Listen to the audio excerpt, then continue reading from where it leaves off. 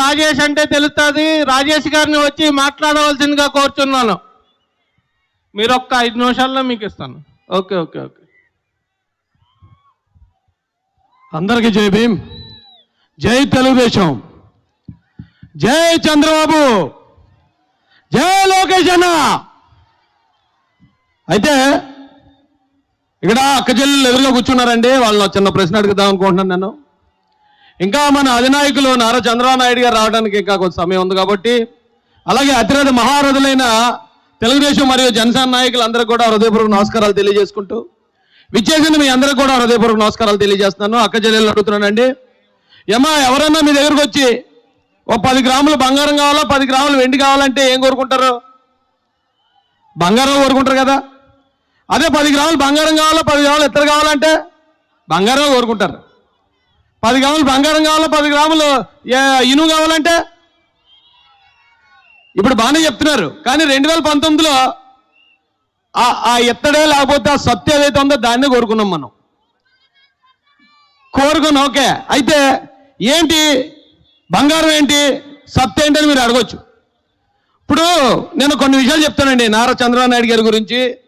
ఇప్పుడు బంగారానికి సత్తుకి ఎలాగైతే రెండు కంపేర్ చేయలేమో, బంగారం కావాలా సత్తు కావాలంటే కనీసం 10 మంది కూడా ఇనుము కావాలని కోరుకోరు, 100కు 100 మంది బంగారం కావాలంటారు. కానీ ఇప్పుడు వచ్చేటప్పుడు పరిస్థితి సగం మంది అటు సగం మంది ఇటు ఉన్నట్టు కనపడుతున్నారు. ఎందుకు దీనికి కావాల్సిన కారణం ఏంటంటే, నారా చంద్రబాబు నాయుడు గారు ఉన్నారండి. ఆయన చంద్రబాబు నాయుడు గారిని ఆయన మీద 2019 ఎలక్షన్లో ఈయన ఎస్సీలను అవమానించాడు, బీసీలకు అన్యాయం చేశాడు, ఉద్యోగస్తులకు అన్యాయం చేశాడు అనుకుంటూ లేనిపోయిన అబద్ధాలతో మనల్ని వదలగొట్టారు.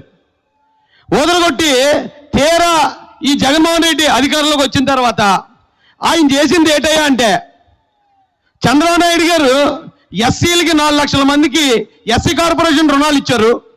కానీ జగన్మోహన్ రెడ్డి గారు వచ్చి ఆ మొత్తం 27 పథకాలు రద్దు చేయడమే కాదండి, ఇప్పుడు దాదాపు 40 మందిని చంపించారు. ఇక బీసీల విషయం చూసుకుంటే బీసీ కార్పొరేషన్లు ఉండేవి, వాటిని జగన్మోహన్ రెడ్డి వచ్చాక నాశనం చేశాడు. అంటే ఇక్కడ బంగారాన్ని వదిలి మనం సత్తు అనే జగన్మోహన్ రెడ్డిని, నేను ఒకటే చెప్తాను, బంగారం అంటే నారా చంద్రబాబు నాయుడు గారు, ఆ సత్తు అంటే ఈ చెత్త. ఈ చెత్తను మనం ఎందుకు ఎన్నుకున్నాం అంటే, కేవలం దాని మీద రోల్డ్ గోల్డ్ పూత పూసి మనకు అమ్మేశారు. మీరు చాలా జాగ్రత్తగా గమనించండి. ఇప్పుడు ధైర్యవంతులు పులివెందుల పులి అని ప్రచారం జరుగుతుందండి.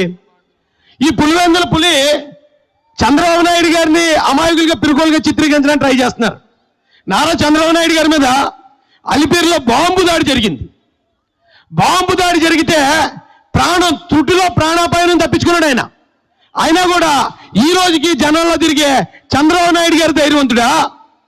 ఎక్కడో చిన్న ముళ్ళు గుచ్చుకుందని హైదరాబాద్ పారిపోయి అక్కడ మంచం మీద బెడ్డెక్కేసిన జగన్మోహన్ రెడ్డి ధైర్యవంతుడు మీరు చెప్పాలి నాకు.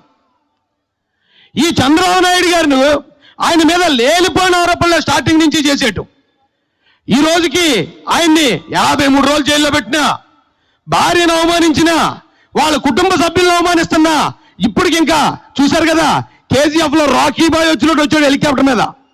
మీరు అందరూ చూస్తూనే ఉన్నారు కదా. KGF రాకీ బాయ్లో ఇప్పటికి ఇంకా ఎంటర్ అవుతూ ప్రతి మీటింగ్లోనూ ఇదిగా నేనున్నాను ఈ జాతికి, నేనున్నాను ఈ రాష్ట్రానికి అనుకుంటూ మనందరికీ ధైర్యం చెప్తూ తిరిగే ఈ చంద్రబాబు నాయుడు గారి ధైర్యవంతుడా? లేకపోతే బయటికి రావాలంటే పరదాలు కట్టాలి, చెట్లన్నీ నరికేయాలి. ఎందుకంటే చెట్ల మీదకి ఎక్కి అల్లూరు సీతారామరాజు గారి టైంలో బాణాలు వేసి చంపేస్తారటండి చెట్లు ఉంటేని. ఆ చెట్ల మీదకి ఎక్కేసి బాణాలు వేసేస్తారా అందుకని చెట్లు నరికించేసి ఈ పరదాలు కట్టుకుని పోలీసు వారిని అడ్డు పెట్టుకుని బయటికి రావడానికి భయపడే జగన్మోహన్ రెడ్డి ఎక్కడ? నువ్వు చంపుతావని తెలిసినా, నువ్వు అవమానిస్తావని తెలిసినా, నువ్వు జైల్లో పెట్టినా, నువ్వు కుటుంబాన్ని అంతా కూడా అవమానించినా, ఇప్పటికి ఇంకా KGF రాకీ బాయ్లో తిరుగుతున్న చంద్రబాబు నాయుడు గారు ఎక్కడని అడుగుతున్నాను నేను. చంద్రబాబు గారి నాయకత్వం, నారా చంద్రబాబు గారి నాయకత్వం ఈ రాష్ట్రానికి ఉద్యోగులకి, ఎస్సీలకి, ఎస్టీలకి, బీసీలకి కొన్ని లక్షల ఉద్యోగులు ఇచ్చిన నారా చంద్రబాబు నాయుడు గారు ఎక్కడ? 5,000 రూపాయలు ఉద్యోగం ఇచ్చి దాన్ని 100 సార్లు పబ్లిక్ యూజ్ చేసుకునే నువ్వెక్కడ అని ఆ జగన్ రెడ్డి గారిని ఈ స్టేజ్ నుంచి మేము ప్రశ్నించడం జరుగుతుంది. చాలా జాగ్రత్తగా గమనించండి. ఇప్పుడు 2019లో ఆ సత్తు మీద బంగారు పోత పూసేస్తే మనం మోసపోయి ఓట్లేసి గెలిపించాం.